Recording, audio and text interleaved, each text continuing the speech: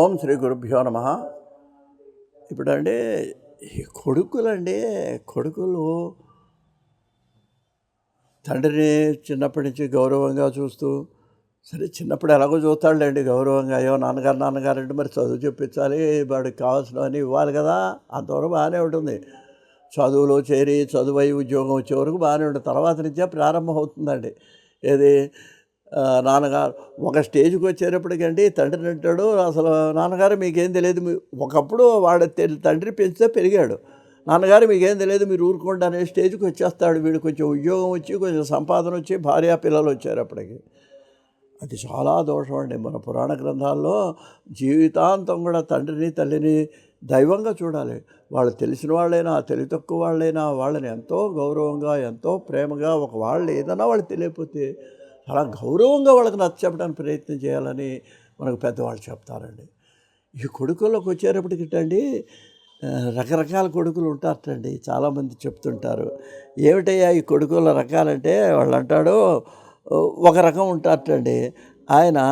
వాడు ఏం చేస్తాడంటే రుణం తీర్చుకోవడం కోసం వస్తాడటండి. రుణం తీర్చుకోవడం అంటే ఏంటి, కిందటి జన్మలో వాడు ఈ కొడుకు రూపంలో వచ్చిన వాడి దగ్గర అప్పు చేసి కొంత చనిపోయినాడు, ఆ రుణం వాడికి తీర్చకుండా. వాడేమవుతాడంటే ఇప్పుడు వీడు కొడుకు కింద పడతాడు. పుట్టి ఏం చేస్తాడు, వాడి దగ్గర డబ్బులు లాగుతుంటాడు. ఎంతకాలం వీలైతే ఇంకా వాడికి 25 ఏళ్ళ 30 ఏళ్ళ అని ఉండదు. వాడికి ఓపుకున్నంత వరకు నాకు డబ్బులు కావాలి, నాకు అది కావాలి. వాడు ఉద్యోగం చేస్తున్నాడు అనే డబ్బులు అడుగుతుంటాడు. ఇదో పెద్ద దరిద్రం. వాడు ఉద్యోగం చేస్తుంటాడు కానీ నాకు చాలేదు, నాకు 10,000 పంపించాడు. అంటే ఏంటి, వాడి దగ్గర పీడించి ఆ రుణం తీరంగానే ఈ తండ్రితో మాట్లాడటం మానేస్తాడు. ఈ రుణం తీర్చుకోవడం పుట్టిన కొడుకు ఒక రకం కొడుకుటండి ఇది. ఇక రెండో రకం కొడుకు వచ్చేటప్పటికి ఎట్లా ఉంటాడంటే, మిత్రత్వంతో ఉండే కొడుకు ఒకడు ఉంటాడటండి. మిత్రుడు అంటే ఏంటనమాట, కింద జన్మలో వాడు వీడు స్నేహితులు, మధ్యలో వీడు మరణించాడు, ఆ సంబంధం అలా ఉండిపోయింది. ఆ స్నేహితుడిగా ఉన్నవాడే తర్వాత ఈ జన్మలో వాడు కొడుకుగా పుట్టాడు. అందువల్ల స్నేహభావంతో చూస్తుంటాడు. నాన్నగారు అంటుంటాడు, చివరి వరకు వాడు చేతైన సహాయం చేస్తాడు, మంచి సలహాలు చెబుతాడు, అన్నీ చెబుతాడు. కానీ ఆ స్నేహాన్ని మాత్రమే కంటిన్యూ చేస్తుంటాడు. అది మిత్రత్వంతో ఉన్నటువంటి కొడుకండి. అది ఒక కేటగిరీ కొడుకండి.